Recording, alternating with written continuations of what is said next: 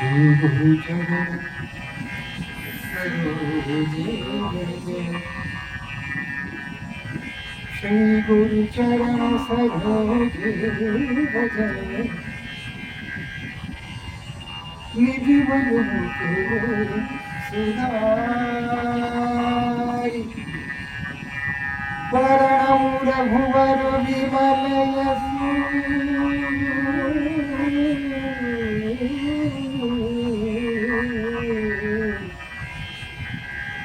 जो दायक फलचारि।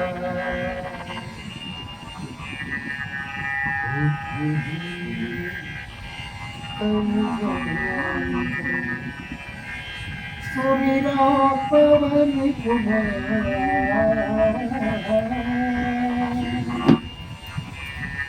बल बुद्धि विद्या देहु मोहि,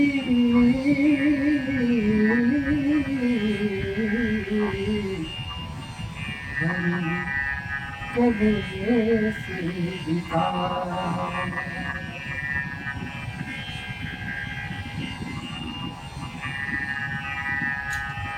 जय बजरंग।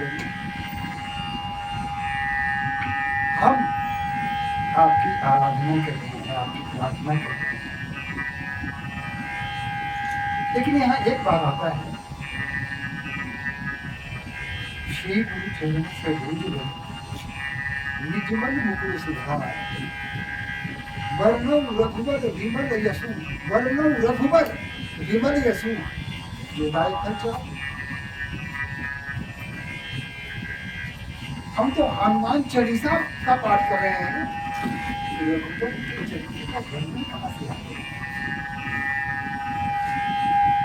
तो इसकी चर्चा हम लोगों ने पहले की थी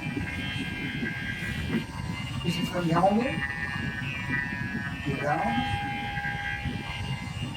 के भजन में हनुमान आ जाते हैं, और श्री हनुमान के भजन में श्री राम आ जाते हैं। जहाँ राम कथा होती है वहाँ श्री हनुमान पहले से ही प्रस्तुत होते हैं, किसी न किसी रूप में वहाँ प्रकट करते हैं। और जहाँ हनुमान जी की वंदना होती है, प्रार्थना होती है, वहाँ भजन सीधे राम जी को जाता है। तो ये भजन सीधे वह भगवान श्री राम को जाता है। अतः आप राम का भजन करें या हनुमान का भजन करें, बात वही की वही आती है। आप ये मत समझे कि राम को नहीं जाता है, राम का भजन हनुमान को भी जाता है, श्री हनुमान का भजन श्री राम को भी जाता है। कहीं कोई विभेद नहीं, कोई अंतर नहीं, किसी प्रकार का कोई संदेह नहीं। हमने कहा था कि हमारी बुद्धि कम है। पवन कुमार, आप हमें ज्ञान प्रदान कीजिए, हमें बुद्धि प्रदान कीजिए, बल प्रदान कीजिए, और क्लेश और विकार को हमसे दूर करें। क्लेश के संदर्भ में हम लोगों ने चर्चा की थी, आज विकार के संबंध में। ये विकार कितने होते हैं? जैसे पहले कहा था कि क्लेश होते हैं 5 और विकार 6 होते हैं। काम, क्रोध, लोभ, मोह, मद और मत्सर। ये जो जितने विकार हैं, इसमें सबके मूल में कौन है? काम है। अगर काम है तो बाकी विकार भी आपके साथ स्वयं में आ जाएंगे। काम, तात्पर्य, कामना, इच्छाएं अनंत हैं। पूर्ति करने के लिए एक जीवन भी कम पड़ जाता है, कई जीवन उसके लिए लेने पड़ेंगे, तब जाकर किसी कामना की पूर्ति होगी, आपकी मनोकामना पूरी हो सकती। लेकिन उस कामना के पीछे जो कभी पूरी होने वाली नहीं, मनुष्य जीवन भर उसके पीछे लगा रहता है। जब तक ये विकार है, जब तक हमारे मन में क्लेश है, हम शुद्ध नहीं हो सकते। हमारा मन शुद्ध नहीं हो सकता, हमारा मस्तिष्क खुल नहीं सकता। और जब हम शुद्ध नहीं हो सकते, हमारा मस्तिष्क खुल नहीं सकता, तो भगवान कैसे प्राप्त होंगे? प्रश्न ही नहीं उठता। तो काम का तात्पर्य कामना से। अब एक व्यक्ति दिन रात परिश्रम करता है, अपने परिवार के प्रति उसको असीम प्रेम है, अपनी पत्नी को प्रेम करता है, अपने बच्चों को प्रेम करता है, अपने भाइयों को प्रेम करता है, अपने माता पिता से को सम्मान करता है, सबका जो अधिकार है वह अधिकार देने और कभी कंजूसी नहीं करता। मुक्त हृदय से जिसका जो अधिकार है वो उसे प्रदान करता है। सवेरे उठना, नित्य कर्म से निवृत्त होना, पत्नी के साथ उसके दैनिक कार्यों में उसका सहभागी बनना, और फिर अगर किसी सेवा में है तो तुरंत तैयार होना और सेवा में चले जाए। अगर स्व व्यवसाय है तो उस व्यवसाय के लिए तैयार हो जाना और पूरे समय अपने व्यवसाय में ध्यान देना, निष्ठा के साथ अपना व्यापार करना। और वहां से वो वापिस आना तो घर से निकलने के समय ही वो अपना लिस्ट बना लेता है कि पत्नी आपको क्या क्या चाहिए, बच्चों के लिए क्या क्या चाहिए। और जब लौटता है शाम को तो वो सारा लिस्ट के अनुसार सामान लेकर के घर पहुंचता है, जिसके लिए जो लाया उसे बर्बाद कर दिया, और इस तरह परिवार सुनकर घर से चलता है, कोई समस्या नहीं। लेकिन उसके बगल में उसका एक पड़ोसी है, वह जब किसी देखता है उसका छाप सभी चलना, बन के जाना, उसकी पत्नी का अच्छे कपड़े पहनना, गहने पहनना, उसके बच्चों को सुंदर दिखना, पुष्टि पुष्टि दिखना, समाज में उसका सम्मान, इन सारी चीजों से वो जड़ बन जाता है। और उसके मन में उस व्यक्ति के प्रति द्वेष का भाव उत्पन्न होता है, उसकी कामना जागृत हो जाती है कि मैं भी ऐसा क्यों न बनूं। लेकिन जैसा कि नीति शास्त्र में कहा गया है, विद्यमेन ही कार्याणि सिद्धन्ति न तो मनोरथ है। सिर्फ मनोरथ करने से कार्य की सिद्धि नहीं होती, उद्यम करना पड़ता है।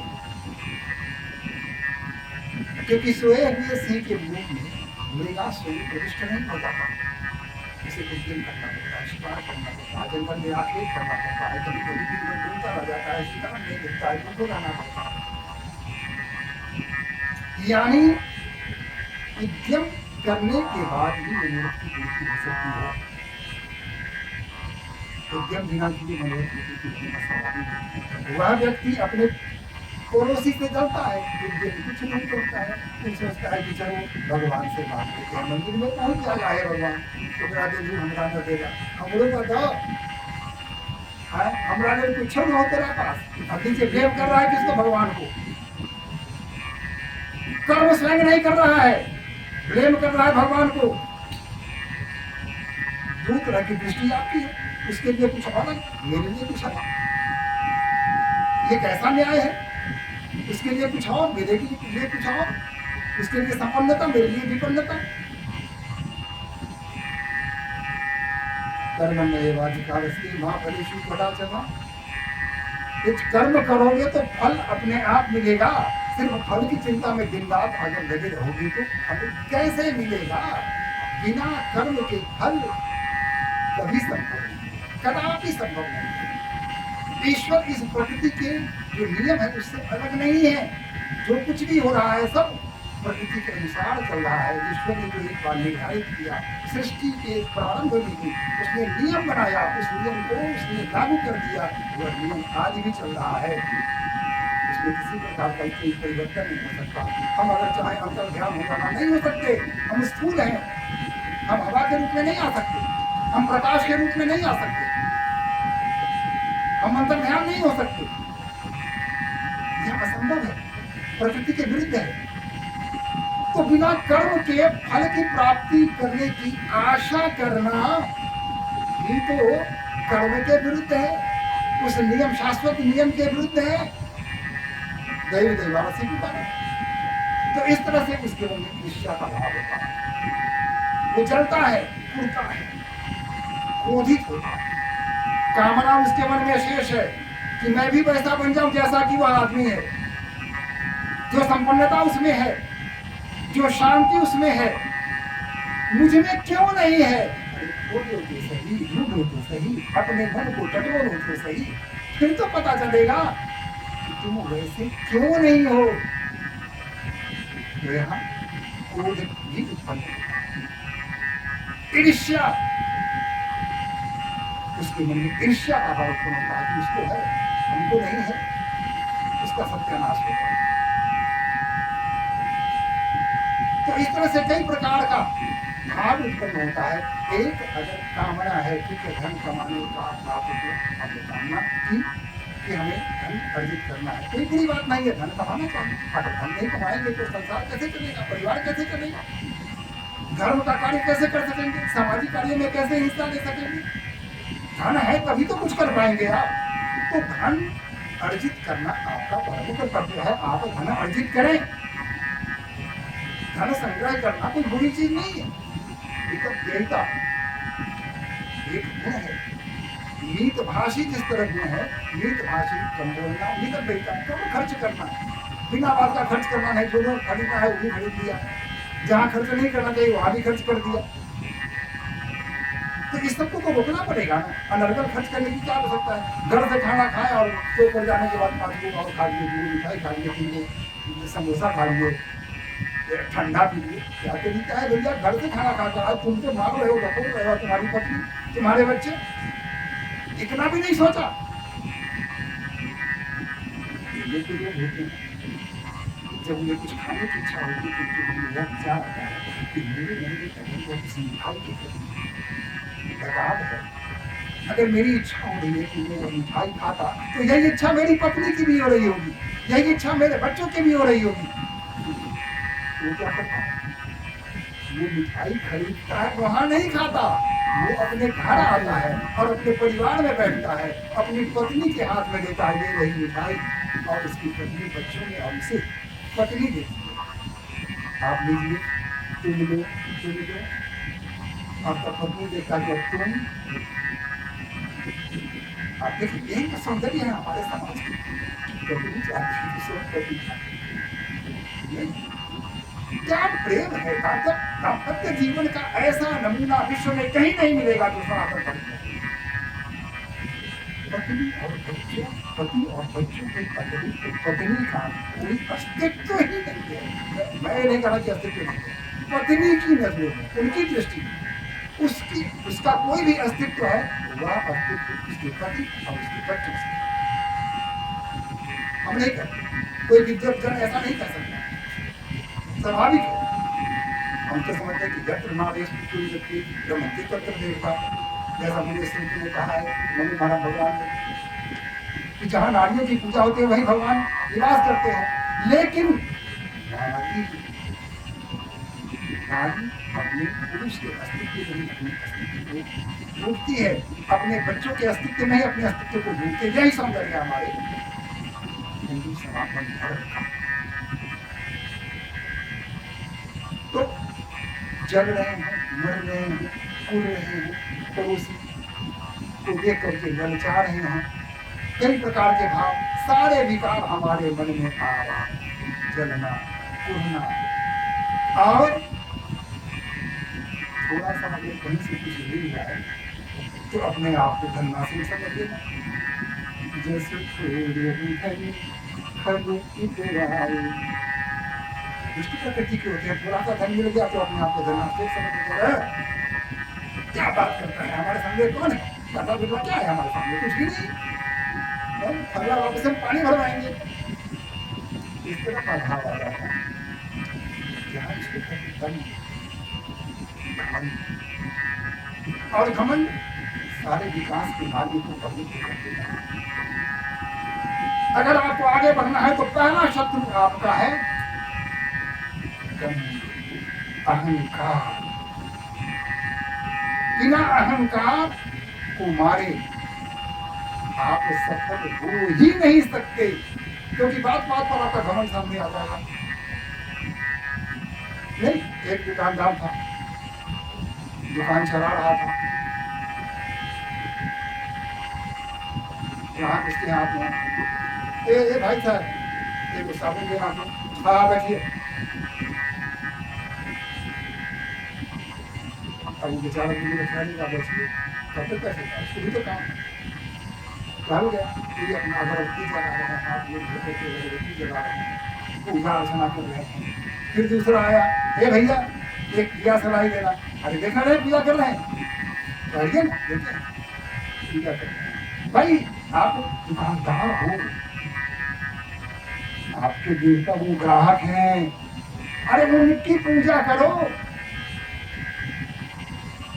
जब आपके दुकान में ग्राहक आते हैं तो उनकी अभ्यर्थना करो, उनकी प्रशंसा करो, उनके स्वागत के साथ मधुर शब्दों के साथ आप उनके उनके साथ व्यवहार करो, ताकि दोबारा वो आ सके।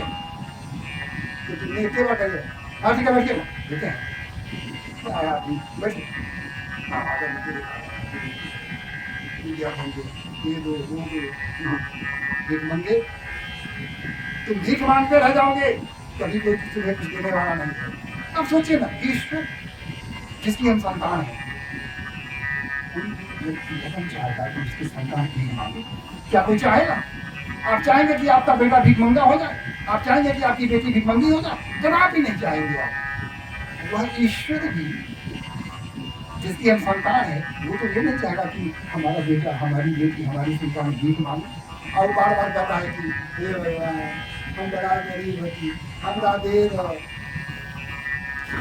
भगवान ने तुमको हाथ दिए, पैर दिए, सोचने के लिए दिमाग दिया, दो आंखें दी, कान दिए सुनने के लिए, सोचने के लिए दिमाग दिया, हृदय दिया प्रेम करने के लिए, सारी शक्तियां तुमको दी, 200 मील तक हवा भर दी, 7 समंदर पानी से भर दिया, तरह तरह के फल फूल तुम्हारे लिए बनाए, चिड़ियों का कलरव बनाए, मोर के नृत्य बनाए, सतरंगे इंद्रधनुष बनाए, रिमझिम बरसात। भीख मंगने की तरह हमें आप देना चाहिए। तुम्हारे पास तो दो भुजाएं हैं, तुम्हारे पास शक्ति है, तुम जो चाहो प्राप्त कर सकते हो। दिनकर के शब्द में मानव जब जोर लगाता है पत्थर पानी बन जाता है। तुम जोर तो लगाओ, अरे अपनी शक्ति को तो पहचानो। हनुमान जी अपनी शक्ति भूल गए थे। जब जामवंत महाराज ने ये शक्ति का स्मरण कराया, तब उन्हें पता चला कि अरे मैं तो ये हूँ, वही हनुमान जी की भांति आप भूल गए हैं कि आप कितने शक्तिशाली हैं, कितने सामर्थ्यवान हैं, कितनी क्षमता है आप में, इसको आप भूल गए। स्मरण करो, प्रार्थना करो ईश्वर से, ईश्वर मुझे बड़ी क्षमता प्रदान करो, ताकि मैं कौन हूँ यह जान लूँ, मैं कितना शक्तिशाली हूँ यह जान लूँ। अगर यह जान गया तो भीख मांगेंगे, स्थिति में उत्पन्न होगी। हम भीख चाहे किसी से मांगे, भगवान से ही मांगे, मांग तो भीख ही नहीं है। हम आप यह प्रार्थना करें कि हमें सर्वबुद्धि नहीं, हमें ज्ञान दें, बल बुद्धि विद्या दें, बल बुद्धि विद्या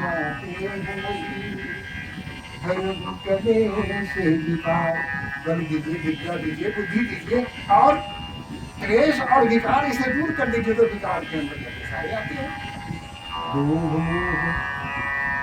मत लोभ मोह, हाँ काम क्रोध लोभ मोह मद और मस्त, ये बाकी सारे काम से प्रारंभ होते हैं और एक के बाद एक आपके जीवन में आते रहते हैं। अगर धन आ गया आपके जीवन में तो आप अहंकारी हो गए, अरे ये मैंने किया है,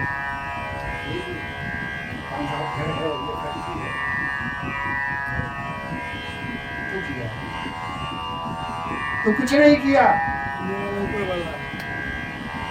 करने वाला तू क्या करेगा? वो परमात्मा है जिसकी प्रेरणा से तुमने किया। शक्ति तुमको उस परमात्मा ने दी, प्रति अपने हृदय में अहो भाव है तुम्हारे मन में या नहीं? अगर उसके प्रति तुम्हारे हृदय में अहो भाव नहीं है तो तुम कभी भी ये सारी जो उपलब्धियां तुमने अर्जित की है जीवन में वो सब विलुप्त हो जाए। तो तुम्हें अगर ऐश्वर्यशाली हो गए तो तुमने सोचा कि मैंने एक बात आ गया, अहंकार, काम से अहंकार की उत्पत्ति हुई, क्रोध। अब इसी में क्या हुआ कि एक गाड़ी जैसे खराब हो गई या फैक्ट्री में आग लग गई या कोई दुर्घटना लग गई, आपका घाटा हो गया तो आपको क्रोध आ गया, या आप निर्धन हो गए तो आपके इतनी मेहनत करता हूँ, दिन रात मरता रहता हूँ, फिर भी कुछ नहीं हुआ मुझे। तो दिन रात मरते तो हम लेकिन चीटी की तरह, चीटी दिन भर चलती रहती है लेकिन क्या पाती है? एक छोटा सा तिनका भी नहीं टूटा, दिन भर चलती है। और मधुमक्खी उड़ के जाती है, किसी फूल पर बैठती है और उसका रस लेकर के लौट जाती है और फिर उसका शहद बनाती है, जो संसार का सबसे मीठा पेय पदार्थ है। तो उद्यम तो करते हो लेकिन वो चीटी की तरह करते हो, अरे मधुमक्खी की तरह करो कि कुछ लेकर आओ। बिना काम का व्यर्थ ही तुम यत्र तत्र सर्वत्र घूमते रहते हो, तो उससे कुछ मिलने को नहीं। तुम्हारा कर्म सकारात्मक हो, नकारात्मक नहीं हो। अकर्म, अब अकर्म की तो बड़ी ऊंची व्याख्या है, लेकिन जो सामान्य भाषा है उसमें अकर्म की मैं सामान्य भाषा में लेता हूँ। कर्म अकर्म, अकर्म उस अकर्म आध्यात्म से जुड़ना नहीं, उस अकर्म को शब्द के रूप में लेना है। कर्म जिससे हमें कुछ प्राप्ति होती है, अकर्म जिससे कुछ मिलने की संभावना है। नहीं सुखता सिंह से मुझे विवाह प्रवेश सिंह के मुंह में मृगा को प्रवेश कर नहीं सकता। तो यही हाल है। कुछ लोग होते हैं कि आज एक काम प्रारंभ कर दिया, हमने दुकान शुरू कर दी, बगल में देखा कि उसका जो रेडीमेड की दुकान है वो काफी चल रहा है, उसको बंद कर दिया, रेडीमेड की दुकान वो दिन चलाया, इसलिए भी गड़बड़, चलो ग्रोसरी की दुकान खोल लेते हैं। ऐसे करके जीवन में वो बदलता रहता है, बदलता रहता है। तो कहते हैं जो निश्चित को छोड़कर अनिश्चित की ओर जाता है, अनिश्चित तो अनिश्चित ही है, उसका निश्चित भी चला जाता है। अगर आपने मनोयोग से कोई काम प्रारंभ किया, किसी कार्य करने की प्रेरणा आपको को परमात्मा ने दी, आपने कार्य प्रारंभ किया तो आप पूजा भाव से उस काम को कीजिए ना। एक रात में ही आप अरबपति तो बन नहीं सकते। किया कुछ नहीं, दुकान खोल दिया, बैठ गए, आप चाहते कि ऊपर से पैसे बरसना शुरू हो जाए, ऐसा कभी नहीं होता है। आपको बैठना पड़ेगा, आपको बर्दाश्त करने की क्षमता अपने आप में उत्पन्न करनी पड़ेगी। 2-4 दिन आपको निठल्ले बैठना पड़ेगा, पक्की मारना पड़ेगा, कुछ नहीं करना पड़ेगा, बैठे रहिए, इंतजार करते रहिए। धीरे धीरे धीरे धीरे दुकान प्रगति पर आती है। और वहां से जब आप यात्रा प्रारंभ करेंगे तो वह शाश्वत यात्रा है, वह स्थायी है, उस यात्रा को कोई रोक नहीं सकता। फिर आपके विकास का मार्ग स्वयं में खुल जाता है और आप निरंतर विकास करते चले। ये जीवन का मंत्र, ये है विकास का मंत्र। तो यही हुआ, हमने प्रयास किया और हमारी मनोकामना पूरी नहीं हुई, हम जो पाना चाहते थे वो नहीं पा सके। और तब रेडीमेड की दुकान को देख करके ईर्ष्या उत्पन्न हुई, क्यों ना चल रहा है, मर कर लाना चल रहा है, तो बड़ी विचित्र बात है। तो वो है दुकान उसका है, वहाँ मेरी भी दुकान है, वो भी बैठता है वहाँ 8 घंटा, मैं भी बैठता हूँ 8 घंटा, उसकी दुकान चल पड़ी और हमारी दुकान चल नहीं रही, आगे क्यों? जरूर कहा उसके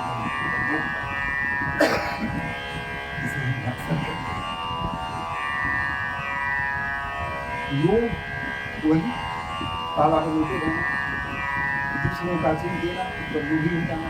अब देखिए आप जब लोग कहते हैं कि दो कम से कम सफेद जहर मारा गया, एक नमक को और दूसरा चीनी। कुछ लोगों को आएगा नमक मत खाइए, लोगों को कहता है चीनी मत खाइए, लेकिन अपने पर नियंत्रण नहीं, कहीं देखी नहीं दिखाई कि बस लाल चूड़े लगी, पर अपने आप बढ़ चले।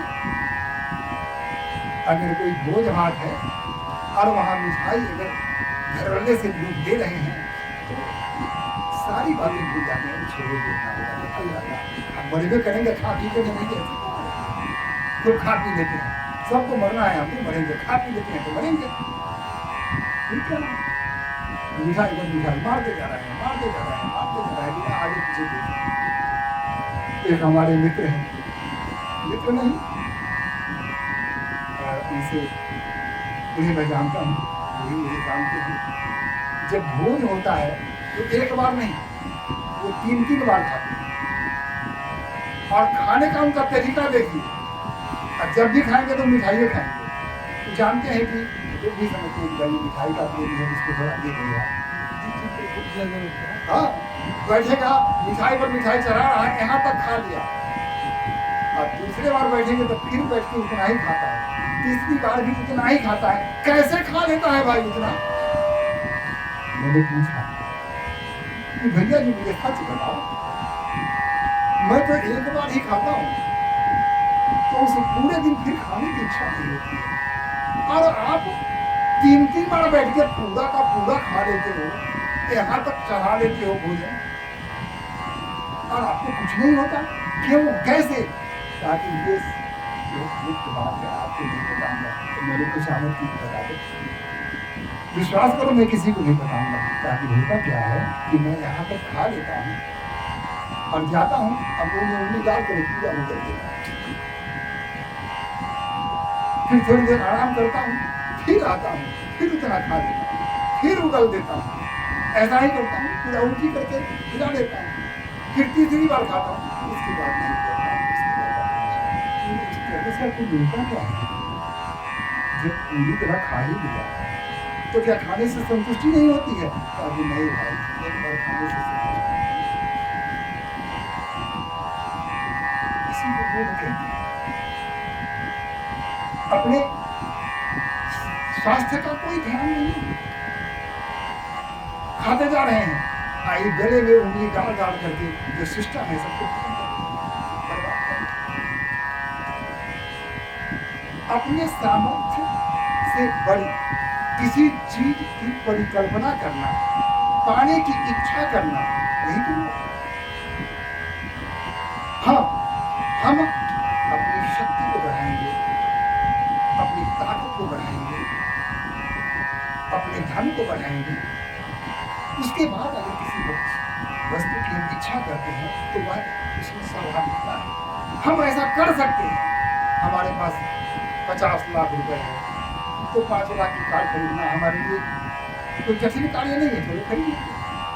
5 करोड़ है तो 50 लाख का कार खरीदने में हमको कोई दिक्कत नहीं है, 70 लाख की घर भी खरीद सकते हैं। लेकिन यहाँ 5,000 रुपये हैं और इच्छा कर रहे हैं 5 लाख की गाड़ी की, क्या कभी संभव है? तो ऐसा करना भी अनुपयुक्त है, अप्राकृतिक है। इतना ही की कहते हैं कि जाके पैर पसारिए ताकि न बिछाओ, 100 जितना बड़ा पैर हो उतना ही आप पसारिए, ये सही है। लेकिन अगर नहीं आप चाह रहे हैं कि ना हमारा पैर तो पूरा शुरू कीजिए, चादर बढ़ाइए, चादर बदल लीजिए। ये चादर छोटी है, अब छोटी चादर में पैर पसारोगे तो पैर तो बाहर निकल ही जाएगा। अगर चाहते हो कि तुम्हारा पैर बाहर न निकले और तुम पैर पसार के भी सो, बदल दो चादर, खरीद लो एक बड़ी सी चादर। अब उतना तो पैसा नहीं है, जब उतना पैसा नहीं है तो सोचते ही क्यों? मत सोचो, फिर जितनी बड़ी चादर है पैर पसारो। सब कुछ आपके हाथ में है। संपन्न होना आपके हाथ में, प्रतिष्ठा पाना आपके हाथ में, ये सब सारी चीजें आपके हाथ में है। व्यर्थ ही ईश्वर को क्यों दोष देते हैं? भगवान ने कर्म हमारा दरिद्र दिखा क्या करिए तुम? अरे कर्म में भगवान कभी दरिद्रता दिख ही नहीं सकते। तो पहले ही हमें संपन्न बना के उन्होंने भेजा है, जैसा कि हमने आपको बताया कि सब कुछ प्रदान किया। हमारे आने को पहले माँ तैयार थी, एक निर्दोष हमने इसके बाद व्यस्त थी। आने वाली है संतान, दादा दादी मगन थे, चाचा चाची पूरे नहीं समा रही थी, पूरे गांव के लोग उत्सुक थे। हमारे आने के पहले मम्मी पापा दादा दादी चाचा चाची नाना नानी मौसा मौसी फूआ फूफी सब तैयार करके पहले ही भगवान ने हमें दे दिया। जब तुम नहीं आए थे सब पहले से ही तैयार थे। इतनी व्यवस्था कौन करता है यार, कौन करता है? और इतनी व्यवस्था करके उसने भेजा, तब भी तुम कर दोगे मैं कुछ न देगा। इसको क्या कहेंगे? इसको क्या कहेंगे? जो सब कुछ दे रहा है इसको कहेंगे हमें तो कुछ न देना, हमारा कर्म में दरिद्रता देखकर देना। इसे क्या कहेंगे? इसे कहते हैं कृतज्ञता। हम इतने कृतज्ञ हो गए हैं कि अपनी अक्षमता को ईश्वर पर आरोपित करते हैं। हम अपनी अक्षमता को देखते नहीं है और कहते हैं कि ना तू ही कर। अब बताइए, बात पर हमरा उसको भगवान ही नाराज करके बताइए, भगवान भी नाराज होने लगे, भगवान भी प्रेम में आने लगे। अरे भगवान मनुष्य है कि कभी क्रोध में आ जाएंगे, कभी प्रेम में आ जाएंगे? अरे वो तो परम आनंद में रहने वाले हैं, परम आनंद है, परम आनंदमय है। आप किंचित भी क्लेश नहीं है और उनको तुम आरोपित कर रहे हो कि हम पर नाराज। तो ईश्वर कभी किसी पर नाराज नहीं होते, ईश्वर किसी पर कारण प्रसन्न नहीं होते। जो कर्म करता है, जो निष्ठा के साथ अपने परिवार का भरण पोषण करता है, समाज के प्रति उसका अपने उत्तरदायित्व का निर्वहन करता है, देशभक्ति के भाव इसमें भरा हुआ है, धर्म के प्रति अनुराग जिसके हृदय में भरा हुआ है, परमात्मा उसको पसंद करता है। ऐसे व्यक्ति को पसंद करता है। लेकिन ऐसा नहीं है कि पसंद किया तो आपको दे दिया, उसको नहीं दिया। नहीं, किसी को नहीं देते हैं। जो देना था एक ही बार दे दिया। भूल जाइए कि परमात्मा बार बार आपको देंगे। अच्छा ठीक है, 8-10 रुपया लेगा, ध्यान 20 रुपया। अब लोग इतने स्वार्थी हैं कि हमारा ये काम हो जाता है, हम 5 रुपये का देकर हम मिठाई चढ़ा देंगे। अब भगवान को भी घूस देना पड़ा नहीं। अब रिश्वत भगवान को भी देने लगा। ऐसी ईश्वर की परंपरा चल पड़ी कि ईश्वर भी अछूते नहीं है, उनको भी लेते कहाँ है? अब मिठाई खाओगे खुद जाते हैं, एक तो यही स्थिति है। वाला कभी लेता नहीं। कल से हम श्री रामचरितमानस का पाठ करेंगे। आवश्यकता पड़ी तो बीच बीच में हम हनुमान चालीसा का भी पाठ करेंगे।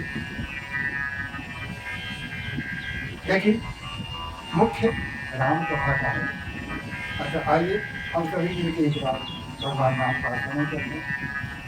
श्री राम जय राम जय जय राम, श्री राम जय राम जय जय राम, श्री राम जय राम जय जय राम, श्री राम जय राम जय जय राम, श्री राम जय राम जय जय राम, श्री राम जय राम जय जय राम। संकट मोचन जय हनुमान, संकट मोचन जय हनुमान, श्री राम जय राम जय जय राम, श्री राम जय राम जय जय राम। श्री राम जय राम जय जय राम